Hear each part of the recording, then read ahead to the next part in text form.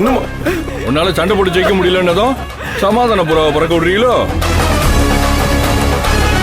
ராமசாமி மையப்பா, அந்த ஜனனி வீடியோ அனுப்பிட்டாரு. நேரத்துக்கு அவ அலறி இருப்பாளே. எனக்கு சத்தியம் பண்ணி கொடுங்க. என்னடி சொல்ற? எதிர்நீச்சல் தொடர்கிறது நாளை இரவு 9:30 மணிக்கு உங்கள் சன் டிவியில்.